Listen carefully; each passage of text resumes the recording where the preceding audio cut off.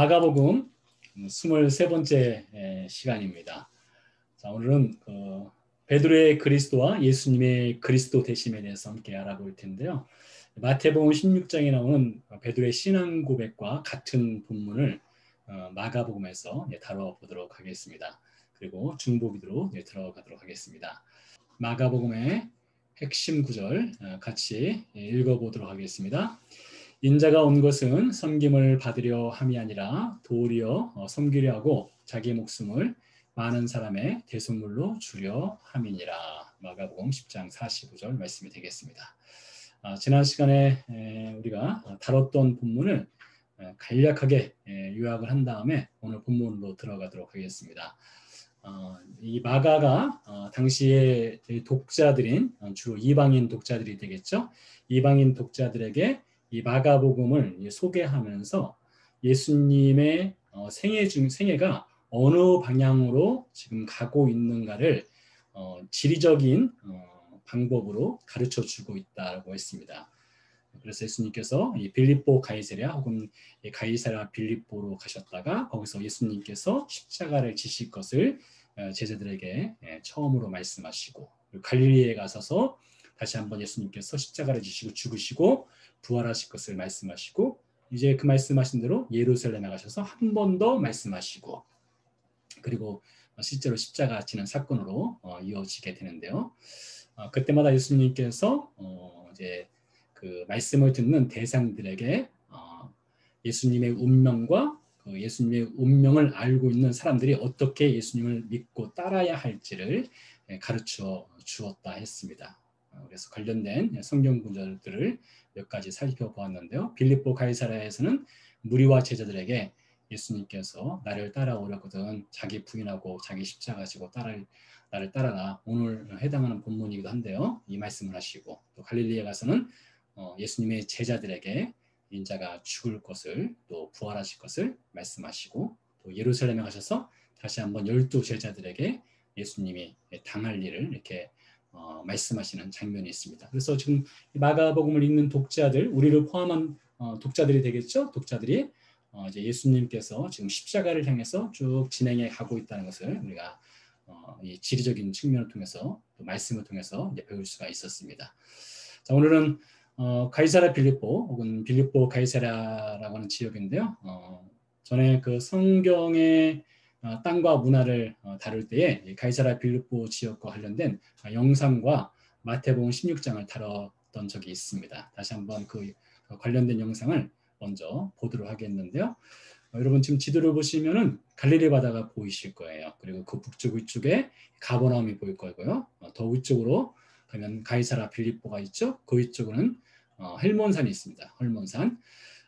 가버나움에서 가이사랴 빌립보까지는 약 40km 정도, 약 25마일 정도 이렇게 떨어져 있는 곳이 되겠는데요. 그쪽으로 한번 가보도록 하겠습니다.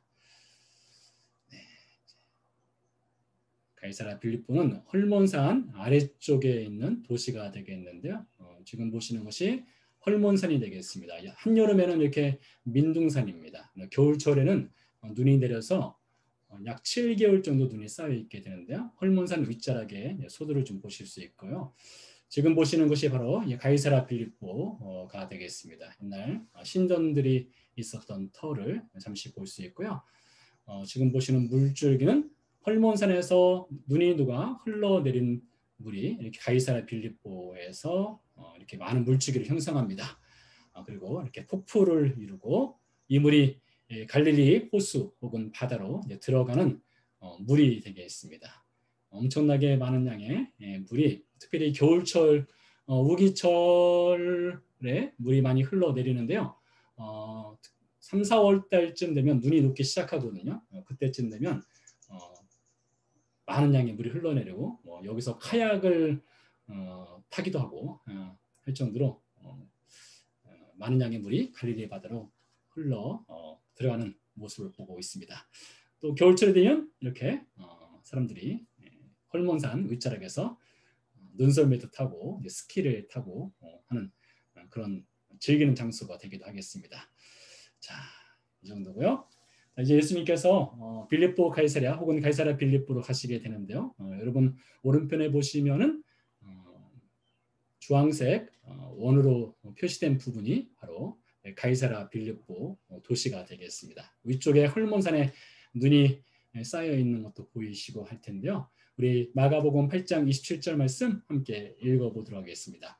예수와 제자들이 빌립보 가이사랴 여러 마을로 나가실새 길에서 제자들에게 물어 이르시되 사람들이 나를 누구라 하느냐. 이렇게 예수님께서 사람들이 예수님을 누구라고 부르는지 이렇게 질문을 하시게 되는데요. 지도를 좀 더 보도록 하겠습니다. 자, 이제 보시면은 아래쪽에 홍해가 보이죠? 홍해가 보이고 그리고 그 위쪽으로는 사해 혹은 여매가 보이고요. 사해와 갈릴리 바다를 연결시켜주는 요단강이 보입니다.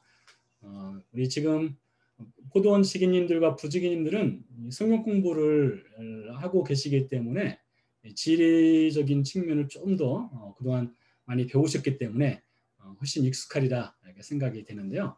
사해에서 갈릴리 바다까지 요단강이 있고요. 또 갈릴리 바다에서 헐몬산으로 이어지는 또 요단강이 있죠. 헐몬산에서 요단강이 시작돼서 갈릴리 바다로 들어오고 또 갈릴리 바다에서 요단강이 시작돼서 사해로 들어가는 코스가 되겠습니다. 자, 그래서 예수님께서 헐몬산 아랫자락에 있는 빌립보 가이사랴에 가셨는데요. 관련된 장소를 좀 더 보도록 하겠습니다. 이제 예수님 시대 전후에 있는 그 왕조를 좀 봐야 될 것 같아요. 예수님이 태어났을 때 예수님을 죽이려고 했던 사람이 있었죠. 그 사람을 헤롯 대왕이라고 이렇게 부릅니다. 그에게는 여러 아내들과 또 아들, 딸들이 있었는데 대표적으로 이스라엘을 다스리던 세 명의 왕이 있었습니다. 첫 번째는 아켈라오라는 왕이 있었어요. 헤롯이 죽으면서 땅을 분할해서 나눠 주었습니다. 물론 헤롯은 로마에서 세운 왕이었기 때문에 이제 로마의 지시를 받아서 땅을 분배했겠죠. 헤롯의 아들 아켈라오가 있었고요. 그리고 헤롯 안티파스, 예수님이 죽기 직전에 만났던 사람이고 예수님이 여우라고 별명졌던 사람이기도 하죠. 그리고 헤롯 빌립이 있습니다. 그 중에서 헤롯 빌립이 바로 가이사라 빌립보 혹은 빌립보 가이사라를 수도로 삼고 분봉 왕으로서 지역 왕으로서 살았죠. 자, 아켈라오가 다스렸던 곳은 어딘가 하면요. 이렇게 보시면은 사마리아 지역과 예루살렘 주변 지역, 유대 지역과 사마리아 지역을 아켈라오가 다스렸습니다. 근데 아켈라오는 상당히 악한 왕이었어요. 안티파스도 그렇고 빌립도 다 악한 왕이었는데 특별히 아켈라오가 더 악했습니다. 그래서 아켈라오는 약 7년 정도 정치 생활을 하다가 쫓겨납니다. 쫓겨나고 그 아켈라오가 다스렸던 땅을 로마 총독이 직접 다스리게 되죠. 그래서 그 총독 중에 우리가 잘 알고 있는 본디오 빌라도가 있기도 하지요. 아무튼 아켈라가 다스렸던 지역은 유대 지역과 사마리아 지역을 다스렸고요. 안티파스가 다스렸던 지역은 어딜까요? 보시면 갈릴리 지역이 되겠습니다. 갈릴리 바다 주변과 또 사해 주변과 요단 동편 지역을 또 안티파스가 다스렸습니다. 이미 말씀드린 것처럼 포도원 지기님들과 부지기님들은 여기 안티파스가 다스렸던 요단 동편의 땅 이름을 아실 텐데요. 베레아 지역이라고 부릅니다. 베레아 지역. 헤롯 안티파스는 두 지역을 같이 다스렸죠. 갈릴리 지역과 베레아 지역을 다스렸고요. 헤롯 빌립은 어디를 다스렸을까요? 헤롯 빌립은 골란고원 쪽입니다. 골란고원, 헐몬산을 포함한 골란고원과 시리아 땅 일부를 헤롯 빌립이 다스렸습니다. 그리고 이 다스리던 지역 중에서 가이사라 빌립보를 수도로 삼고 있었던 왕이 본붕한 헤롯 빌립이 되겠습니다. 그리고 그 사이에 데카폴리스라고 했죠. 데카는 열이란 뜻이고 폴리스는 도시란 뜻이라겠죠. 10개의 도시. 물론 제가 지도로 표시한 부분 외에도 이스라엘 지역 내에도 데카폴리스에 해당하는 도시들이 몇 개 더 있습니다. 그러나 대부분은 요단 동편에 이 헬라화된 도시들이 있었고요. 헤롯 빌립이 다스리던 도시들과 데카폴리스가 이렇게 연결되어 있는 것을 볼 수 있어요. 그래서 이 헤롯 빌립과 데카폴리스는 이방의 문화가 아주 깊게 뿌리내린 지역이 되겠습니다. 그 중에서도 특별히 빌립보 가이사랴는 이방 문화의 중심지였다라고 할 수가 있겠는데요. 바로 그곳을 예수님께서 제자들과 함께 방문하신 것이죠. 자, 그러면 이 가이사라 빌립보를 좀 더 들어가서 보도록 하겠습니다. 보시면은 서파를 보시면은 여러 건물들이 등장하는데요. 전부 다 신전입니다. 가이사라 빌립보에 있는 신전이 되겠는데요. 왼쪽부터 보도록 하겠습니다. 하이라이트된 부분을 보시면 이것이 아구스도 신전이 되겠습니다. 로마 황제죠. 아구스도는요. 로마 황제 중에서 스스로 자신을 신의 아들이라고 자칭 나는 신의 아들이라 해서 신격화시킨 황제였죠. 그리고 로마 사람들은 그것도 신으로 또 떠받들었습니다. 정확하게는 신과 같은 존재로 떠받들었습니다. 신이 아닌 신과 같은 존재로 떠받들었다는 황제가 아구스도인데 가이사라 빌립보에 아구스도 신전이 있었고요. 지금도 그 터가 남아 있습니다. 아구스도 신전에서 오른편으로 조금 옮기면 판 신전이 있었습니다. 판. 이 판이라고 하는 신은 목동의 신입니다. 몸은 짐승의 몸이고 머리는 사람의 머리였던가요? 거꾸로였던 것 같아요. 약간 헷갈리는데요. 아무튼 사람과 짐승의 몸을 합성화시킨 신이 되겠는데요. 그 신은 판신이 되겠습니다. 판. 그리고 판신전에서 오른편으로 이동하면 제우스 신전이 되겠습니다. 헬라 신들의 대표적인 신이죠. 제우스 신전이 있었고요. 제우스 신전에서 또 오른편으로 가면은 죽은 염소 신전이 있었습니다. 염소도 신이었습니다. 구약 성경에도 보면 이스라엘 백성들이 섬겼던 신들 중에 송아지 신들도 있었고요. 염소 신도 있었습니다. 특별히 여로보암이 북이스라엘을 다스릴 때에 황금 송아지 우상과 염소 우상을 세우고 그 신들을 섬기게 하죠. 그러니까 이 염소 신을 섬긴 것은 아주 전통적으로 뿌리 깊은 그 신이 되겠는데요. 그 염소 신전이 있었고요. 그 아래쪽에는 잘 보시면은 세 마리의 염소가 지금 다리 들고 서 있는데요. 춤추는 댄싱 고트, 춤추는 염소 신들입니다. 이렇게 춤추는 염소 신들 앞에서 사람들이 이제 경배를 드리곤 했었죠. 바로 이 자리에 예수님께서 찾아오신 것이 되겠습니다. 아구스도 신전, 판신전, 제우스 신전, 염소 신전, 댄싱 고트 템플 이렇게 여러 신들을 섬기는 신들. 물론 이 밖에도 더 다른 신들도 있었어요. 그런 신들 가운데 예수님이 가셔서 사람들이 나를 누구냐 하느냐 물었던 것이죠. 그때 제자들이 이제 답을 하게 되죠. 자, 같이 끝까지 읽어보겠습니다. 제자들이 여자와 이르되 세례 요한이라 하고 더러는 엘리야 더러는 선지자 중에 하나이다. 또 물으시되 너희는 나를 누구라 하느냐. 베드로가 대답하여 이르되 주는 그리스도시니라 하매 이에 자기의 일을 아무에게도 말하지 말라 경고하시고라고 되어 있습니다. 사람들은 뭐 세례 요한, 엘리야 혹은 뭐 마태복음에 의하면 에레미야 이렇게 혹은 선지자 중에 하나 이렇게 말하고 있고 마가복음은 에레미야는 빼고 세례 요한 혹은 침례 요한, 엘리야, 선지자 중에 하나 이렇게 말했다는 것이죠. 그렇게 사람들은 예수님을 인식을 했던 것이죠.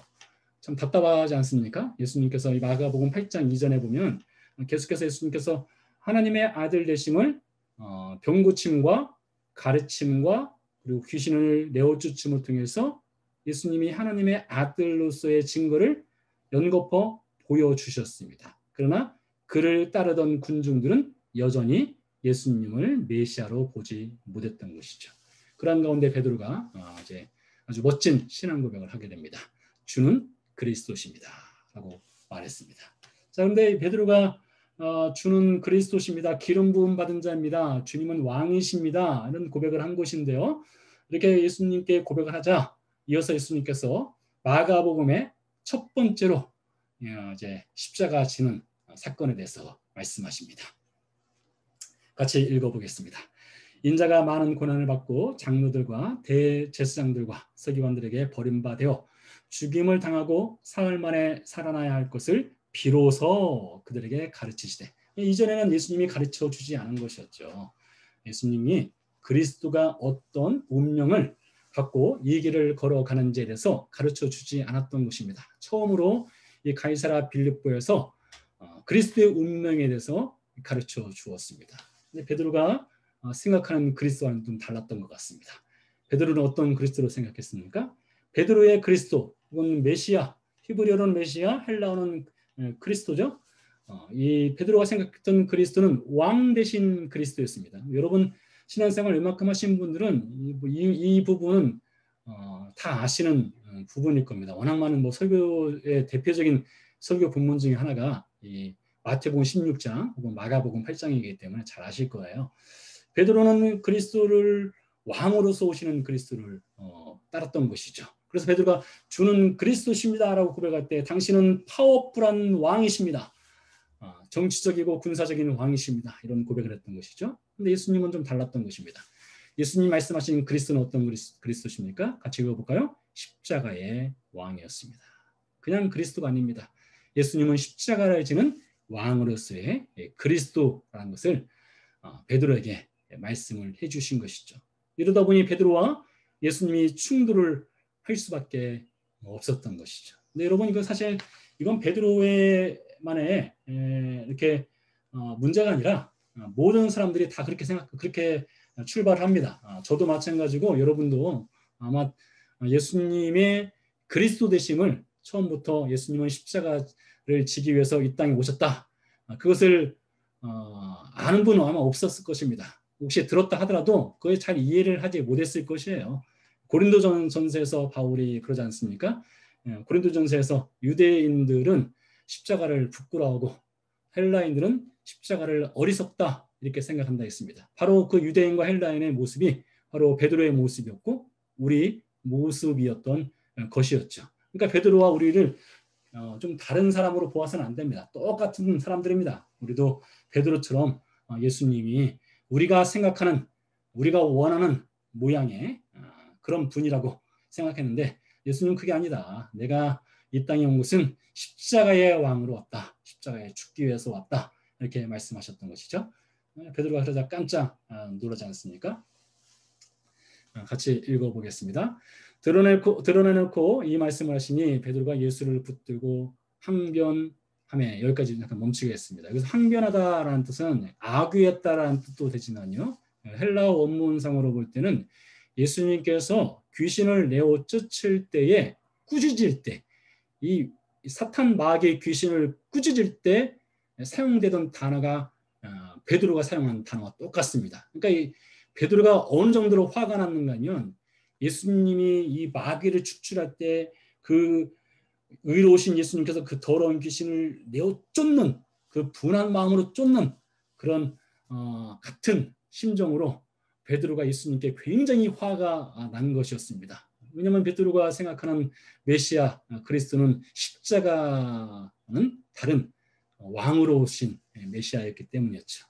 예수님께서 그러자 이어서 말씀하시죠. 같이 읽어볼까요? 예수께서 돌이켜서 제자들을 보시며 베드로를 꾸짖어 이르시되, 자 보세요. 제자들을 보시며 베드로를 꾸짖어 이르시되, 이것도 참 중요한 본문입니다.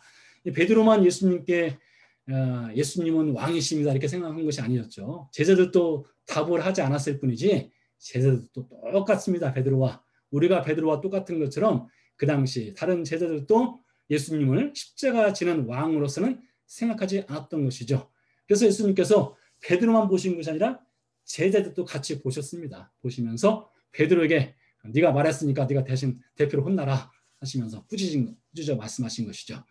같이 읽어보겠습니다. 사탄아 내 뒤로 물러가라. 네가 하나님의 일을 생각하지 아니하고 도리어 사람의 일을 생각하는다. 이렇게 말씀하셨습니다. 자, 그런 다음에 예수님께서 이제 십자가를 지시는 그 예수님을 어떤 정신을 갖고 따라야 할지를 말씀을 해주시는 본문이 등장합니다. 같이 읽어보겠습니다. 무리와 제자들을 불러 이르시되, 자 여기서 좀 이름을 바꿔서 한번 불러보겠습니다. 제가 드리진 않지만 저는 제 이름 놓고 여러분은 여러분의 이름을 넣어서 무리와 제자들 누구든지를 우리 이름을 넣어서 같이 한번 읽어보도록 하겠습니다. 이춘석을 불러 이르시되 춘석아 나를 따라오려거든 춘석이 너를 부인하고 춘석이 십자가를 지고 나를 따를 것이니라. 춘석이가 자기 목숨을 구원하고자 하면 잃을 것이요 춘석이가 나와 복음을 위하여 춘석이 목숨을 잃으면 구원하리라. 춘석이가 만일 온 천하를 얻고도 춘석이 목숨을 잃으면 무엇이 유익하리요? 춘석아 무엇을 주고 자기 목숨을 바꾸겠느냐? 이렇게 예수님께서 저에게 말씀하시고 우리 모두에게 이렇게 말씀을 하시는 것이죠. 여러분 혹시 기억하실지 모르겠으나 자기를 부인한다는 뜻을 전에 이렇게 말씀을 드렸습니다. 베드로가 예수님이 붙잡혔던 날 그 새벽에 예수님을 뒤쫓아가죠. 그리고 숯불을 쬐고 있다가 가야바의 집에서 일을 하는 여종이 너도 저 사람과 한패거리지 할 때 베드로가 무섭고 두려워서 나는 그를 알지 못한다. 누가복음 22장 57절 라틴어로는 non nomi illum이라고 써 있는데요. 나는 그를 알지 못한다 했습니다. 이것이 바로 자기 부인이라겠습니다. 나는 나를 알지 못합니다. 더 이상 나는 옛날에 나는 알지 못합니다. 옛날의 나와 지금의 나는 다릅니다. 이것과 비슷하다고 할 수가 있겠습니다. 근데 여러분 이게 쉽습니까? 자기 부인하는 것 정말로 어렵습니다. 그렇기 때문에 무엇을 져야 하느냐? 십자가를 져야 합니다. 십자가는 죽음이죠. 십자가에서 죽어야만 사실 자기 부인이 가능한 것이죠. 이렇게 자기 부인이 자기 부인을 하지 못하게 되면 사람은 무엇을 얻으려 하느냐? 예수님 말씀하셨습니다. 천하를 얻으려 한다 했습니다. 천하를 얻는 것과 자기 목숨을 예수님께서 이렇게 대조해서 말씀하셨는데 성경에 보면 천하를 얻기 위해서 평생을 수고했던 한 사람이 있습니다. 누군가 하면 보시면 알 것입니다. 여러분 누구 같습니까? 천하를 얻었던 왕이었습니다. 자, 솔로몬이었습니다.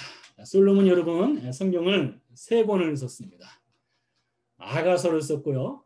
잠언서를 썼고 전도서를 썼습니다. 물론 시편에도 솔로몬의 시들이 등장을 합니다. 그렇지만 솔로몬의 대표작은 아가서와 잠언서와 전도서가 되겠습니다. 솔로몬이 70세를 살았습니다. 다른 왕들에 비해서 이렇게 장수했다라고 볼 수도 없는 평범한 삶을 살았는데요. 이 솔로몬이 아가서를 썼을 때가 이건 제 얘기는 아니고 유대 랍비들이 하는 얘기입니다. 아가서를 언제 썼느냐? 젊을 때 썼답니다. 젊을 때는 솔로몬이 사랑을 노래했습니다. 자, 다시 한번요. 솔로몬이 쓴 아가서 1장 1절 2절을 같이 읽어보겠습니다. 솔로몬의 아가라 내게 입맞추기를 원하느니 내 사랑이 포도주보다 나음이로구나. 젊을 때는 사랑에 푹 빠져있던 사람이 솔로몬이었습니다. 중년의 나이 때, 저처럼 이제 50이 되었을 때좀 됐을까요? 중년의 나이 때에 가서는 솔로몬이 사랑보다는 지혜를 생각하게 됩니다. 그래서 무엇을 썼는가 하면 잠언서를 썼습니다. 다윗의 아들 이스라엘 왕 솔로몬의 잠언이라 했습니다. 그래서 사랑도 얻어보고 돈도 얻어보고 권력도 얻어봤는데 그것만 가지고는 뭔가 성이 차지 않아서 지식을 얻기 위해서 책을 연구하고 그리고 지혜를 쌓아 나갔습니다. 근데 그것만 가지고도 천하를 얻은 것 같지 않아요? 마지막에 그래서 쓴 것이 전도서입니다. 자, 전도서에서 솔로몬이 무엇을 얻었나 보시기 바랍니다. 같이 읽어보겠습니다. 다윗의 아들 예루살렘 왕 전도자의 말씀이라. 전도자가 이르되 헛되고 헛되며 헛되고 헛되니 모든 것이 헛되도다. 헛되고 헛되도다. 몇 번 등장했습니까? 5번이 등장하네요. 헛되다 히브리어로 뭐라고 한다고요? 헤벨이었습니다. 헤벨. 수만 번 쉬는 것이었습니다. 사랑도 수만 번 쉬는 것 같고요. 권력도 수만 번 쉬는 것 같고요. 돈도 수만 번 쉬는 것 같고요. 그리고 지식도 수만 번 쉬는 것 같다는 것입니다. 인생 말미에 가서 솔로몬이 그래서 모든 것이 헛되다. 내가 천하를 다 얻은 것 같지만 다 얻어봤지만 헤벨과 같더라. 그러면서 솔로몬이 마지막에 이 천하를 얻기 위해서 살아가는 인생들에게 이런 메시지를 남겼습니다. 전도서 12장 13절 말씀입니다. 같이 읽어보겠습니다. 일의 결국을 다 들었으니 하나님을 경외하고 그의 명령들을 지킬지어다. 이것이 사람의 본분이니라. 사람의 걸어갈 길이란 것이죠. 자, 예수님도 베드로에게 말하지 않습니까? 네가 하나님의 일을 생각하지 않고 사람의 일을 생각한다 했습니다. 베드로가 무엇 때문에 예수님을 그동안 따라왔습니까? 천하를 얻기 위해서 따라왔습니다. 그 나름대로 베드로가 무엇인가 그리스도 되시는 예수님을 통해서 무엇인가 한 자리 하고 얻어보겠다는 것이죠. 물론 앞으로도 베드로는 예수님의 십자가 사건과 성령의 역사가 있기 전까지 그것은 변하지 않습니다. 끝까지 천하를 붙잡으려고 따라갑니다. 그러나 그가 십자가 만났을 때는 성령의 역사가 있을 때는 달라지게 되죠. 자, 이렇게 우리도 무엇인가의 천하를 얻기 위해서 열심히 살아가고 있습니다. 반대로 천하가 아니라 천하를 잃어버린 사람이 있습니다. 여러분 누구인 것 같습니까? 이 사람은 천하를 소유했던 사람이었습니다. 모든 것을 갖고 있었던 사람이었습니다. 그러나 그는 솔로몬은 인생 말미에 가서 패배를 노래했지만 그는 젊은 나이 때 천하를 다 내려놓았습니다. 누구일까요? 바울입니다. 참 멋진 인물입니다. 30대 중반의 나이에 다메섹에서 예수 그리스도의 십자가를 만났습니다. 그가 성령의 능력으로 변화가 되었습니다. 그리고 그가 고백합니다. 빌립보서 3장 말씀이죠. 우리 3장 3절에서 6절입니다. 그가 천하를 소유했을 때 그 자신의 자랑할 것이 참 많았습니다. 함께 읽어보도록 하겠습니다. 그러나 나도 육체를 신뢰할 만하며 만일 누구든지 다른 이가 육체를 신뢰할 것이 있는 줄로 생각하면 나는 더욱 그러하리니 나는 8일 만에 할례를 받고 잠시 멈추겠습니다. 여러분 당시에 유대인들이 8일 만에 할례 받는 것은 율법에 명한 것이기 때문에 당연한 것이었습니다. 그런데 그 당시에 유대인들 중에 많은 사람들은 아니었겠지만 무엇인가 로마 사회에서 높은 지위를 차지하고 좀 평안한 길을 가기 원한다면 할례를 받지 않았습니다. 할례 받은 것도 재수술을 해서 할례 받지 않은 것처럼 하는 유대인들이 있었습니다. 그런 유대인들을 바울이 잘 알고 있었거든요. 그래서 바울이 말하는 거예요. 너희들은 천하를 얻기 위해서 할례를 받지 않거나 할례 받은 것도 재수술을 하지만 나는 8일 만에 할례를 받았다. 자랑할 거리가 있는 것이죠. 이어서 읽어보겠습니다. 이스라엘 족속이요 베냐민 지파요. 베냐민 지파란 말이 무엇이겠습니까? 이스라엘 초대 왕이 사울이었지 않습니까? 그가 베냐민 지파였습니다. 그러니까 바울을 자랑할 거리가 있는 거예요. 나는 성골 출신이다 이겁니다. 나는 왕족 출신이다. 히브리인 중에 히브리인이요. 왜 이런 말 할까요? 당시의 유대인들 중에 히브리 말 하는 사람 많지 않았습니다. 헬라 말에 익숙한 사람들이 많았어요. 그러나 바울은 헬라 말뿐만 아니라 유대 정통에 따라서 히브리인 중에 히브리인, 그래서 히브리 말을 할 줄 아는 사람 중에 한 사람이었죠.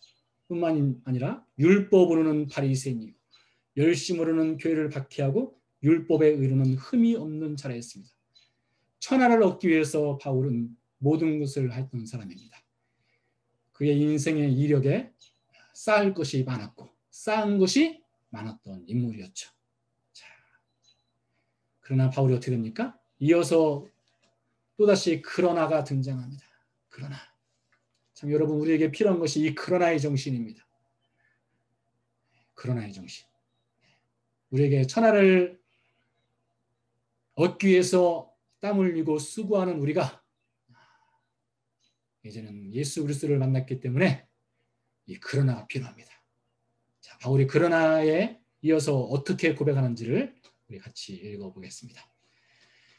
그러나 무엇이든지 내게 유익하던 것을 내가 그리스도를 위하여 다 해로 여길 뿐더러 또한 모든 것을 해로 여김은 내 주 그리스도를 아는 지식이 가장 고상하기 때문이라.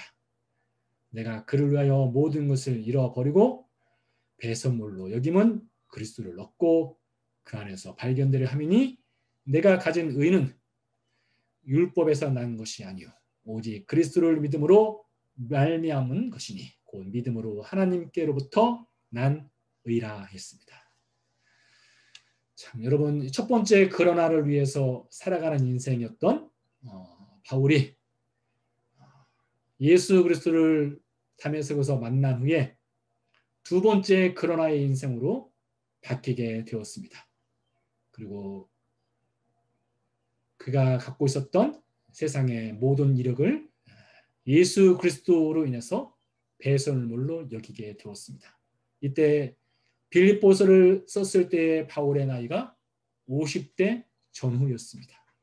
예수님을 만난 지 약 20년 가까이 됐을 때에 이런 고백을 하게 되었습니다. 여러분, 솔로몬과 비교를 해보시기 바랍니다.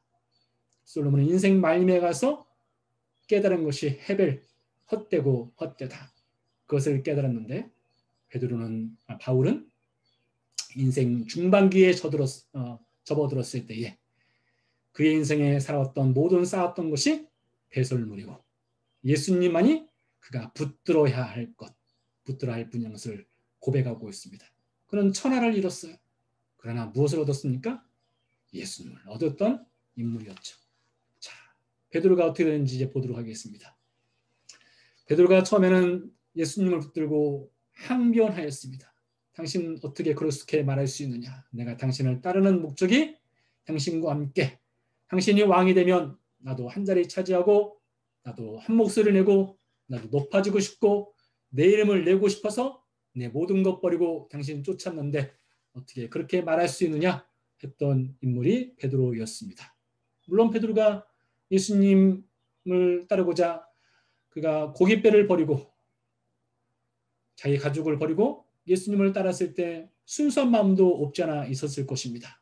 예수님을 따르는 순수한 마음도 왜 없었겠습니까? 그러나 또 한편으로는 예수님을 통해서 그가 얻고자 하는 그런 마음도 교차했을 것이라 생각이 됩니다. 자, 그랬던 베드로에게 예수님이 말씀하시죠. 이는 제자들을 가르치시며 또 인자가 사람들의 손에 넘겨져 죽임을 당하고 죽은 지 3일 만에 살아나리라. 그러나 제자들은 이 말씀을 깨닫지 못했다. 베드로도 마찬가지였죠. 묻기도 두려워하였습니다. 물어보고 싶지 않았습니다. 혹시 깨달을까 봐요. 예수님이 십자가 진다는 것이 정말로 사실이라면 예수님을 따를 자신이 그들에게는 없었을 수도 있습니다. 그래서 예수님께 묻기도 두려워했던 제자들, 베드로, 바로 우리들이었죠. 그랬던 베드로가 어떻게 됩니까? 마가복음 14장 71절 말씀 같이 읽어보겠습니다. 나는 너희가 말하는 이 사람을 알지 못하노라 라고 고백하게 됩니다. 사실 생각해보면 베드로가 이 말을 할 때 예수님을 부인하고 저주할 때 그 마음이 또 얼마나 아팠겠습니까? 예수님을 또 베드로가 사랑하는 예수님 아니었겠습니까? 사랑하는 그 자기 스승을 부인한다는 것 얼마나 그 마음속에 상처가 되고 아픔이 되고 그렇겠습니까? 또 자기 스스로에게 절망과 실망이 되는 말이었겠죠. 그렇지만 베드로가 너무나 연약했습니다. 그래서 예수님을 부인할 수밖에 없었죠. 예수님께서 그러할지라도 예수님께서 베드로를 포기하지 아니하고 예수님께서 베드로를 다시 찾아오시죠. 그래서 요한복음 21장 18절에서 물론 이전에 우리가 잘 아는 예수님께서 베드로의 사랑 고백을 들으시죠. 그런 다음에 베드로에게 말씀하시죠. 같이 읽어보겠습니다. 네가 젊어서는 스스로 띠뛰고 원하는 곳으로 다녔거니와 늙어서는 내 팔을 벌리리니 남이 내게 띠띠우고 원하지 아니하는 곳으로 데려가리라 했습니다. 잘 아시는 것처럼 베드로의 운명을 예수님께서 말씀을 하신 것이죠. 네가 원하는 대로 젊어서는 살았는데 늙어서는 네 원하는 대로 살지 못할 것이다. 사람들이 너를 띠띠우고 원치 아니하는 곳으로 데려갈 것이다. 이렇게 말을 했습니다. 여러분 이때 베드로의 나이가 대략 30대 아마 중반쯤 되지 않았을까 싶습니다. 예수님과 비슷한 연배였을 거예요. 이 말을 베드로가 그때 들었습니다. 그리고 나서 예수님이 부활승천하시고 나서 오순절 날 베드로가 성령의 임재를 경험하죠. 그리고 나서 예수님의 십자가가 베드로에게 온전히 들어와서 베드로가 새 사람이 되게 됐죠. 그리고 베드로는 죽는 그날까지 예수님이 말씀하신 요한복음 21장 18절 말씀을 잊지 않았습니다. 그리고 그가 베드로후서에서 이렇게 고백을 합니다. 같이 읽어보겠습니다. 하나님과 우리 주 예수를 알므로 은혜와 평강이 너희에게 더욱 많을지어다. 잠시 끊어보겠습니다. 여러분 여기서 안다는 말에 한번 주목을 해보시기 바랍니다. 여러분 베드로가 알았던 예수님이 어떤 예수님이었습니까? 그가 항변할 수밖에 없었던 예수님이었습니다. 그가 항변할 수밖에 없었던 세속적인 그리스도였습니다. 그렇게 알고 있었어요. 그러나 예수님께서 베드로를 찾아가 주시고 만나 주시고 성령의 역사가 있은 후에 베드로가 죽기 전에 쓴 베드로 후서에 가서는 베드로가 예수님을 안다라고 할 때 그 알미라고 하는 것은 사도 바울이 두 번째 그러나 하였을 때 그 고백과 같은 알미입니다. 베드로는 이제 예수님을 제대로 아는 거예요. 십자가를 지셔야 하는 예수님, 죽으셔야 하는 예수님, 종으로 오신 예수님을 베드로는 이제 알게 된 것입니다. 그리고 그 예수님을 따랐던 베드로의 마지막에 가서 베드로가 이렇게 고백합니다. 이는부터 같이 읽어보겠습니다. 이는 우리 주 예수 그리스도께서 내게 지시하신 것 같이 나도 나의 장막을 벗어날 것이 임박한 줄을 알미라 했습니다. 이게 무슨 말입니까? 요한복음 21장 18절 말씀이죠. 베드로 이것을 기억하고 있었습니다. 끝까지 기억하고 있었어요. 한간에는 코바리스 도미네라고 해서 베드로가 로마에서 핍박을 피해 도망가려 할 때 예수님께서 로마를 빠져나가는 베드로 앞을 십자가를 지고 로마를 향해 갈 때 베드로가 예수님께 코바리스 도미네 주님 어디로 가십니까? 라고 물을 때 예수님께서 베드로에게 그렇게 말했다고 했죠. 네가 포기하고 도망가는 로마를 향해 내가 나의 십자가를 지고 다시 십자가에 오르기 위해서 간다 라고 하는 전설. 그게 정확하게 역사적 사실인지는 알 수 없으나 그런 말이 있다고 하죠. 그런 말이 있다 없다 그것보다 성경에서 베드로의 그 마지막 운명을 말하기를 내가 나의 장막 벗을 날이 임박했다 이 말이 무엇입니까? 나 끝까지 십자가 붙들었다 이겁니다. 나 십자가 붙들고 내 인생 힘들고 어렵지만 살아왔다. 이것을 베드로가 당시의 성도들에게 또 우리들에게 가르쳐 주는 것이죠. 자, 여러분 이제 이 본문 마가복음 8장에서 베드로후서 1장 2절까지 보시고 여러분은 지금 어디에 있는지를 한번 여러분의 위치를 한번 보시기 바랍니다. 여러분 빌립보 가이사라에 있습니까? 갈릴리에 있습니까? 예루살렘에 있습니까? 여러분은 마가복음 8장에 있습니까? 묻기도 두려워하는 상태에 있습니까? 아니면 예수님을 부인할 수밖에 없는 그런 현실 가운데 살아가고 있습니까? 아니면 나의 장막 벗을 때까지 십자가 붙들고 주님 따라가고 있습니다. 이런 고백을 하는 가운데 있습니까? 여러분 어느 자리에 있던지요?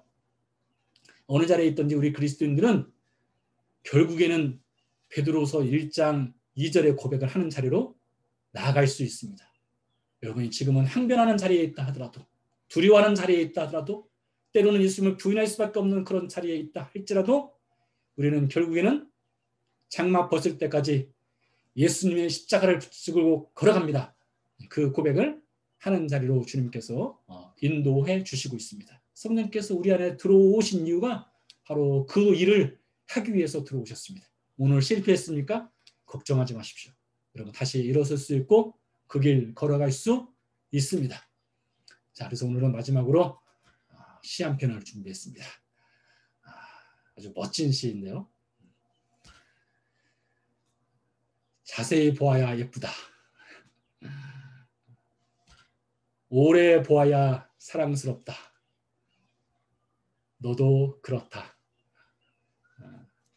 우리나라 국민 시인 나태주 시인이란 분이 쓴 풀꽃이란 시가 되겠습니다. 여러분 십자가를 자세히 보면요 예쁩니다. 오래 보면 십자가가 사랑스럽습니다. 예수님도 그래요. 예수님 여러분이 지금 삶의 현장이 얼마나 팍팍하고 얼마나 힘들고 때로 넘어지고 힘들고 쓰러질지라도 여러분 예수님께서 여러분 보고 계십니다. 보고 계시며 여러분 예쁘다 하시고요. 사랑스럽다 하시고요. 여러분을 끝까지 그 십자가를 지고 걸어갈 수 있는 그 길로 인도해 주실 것입니다. 힘내시고 용기를 갖고 내일도 승리하시기 바랍니다.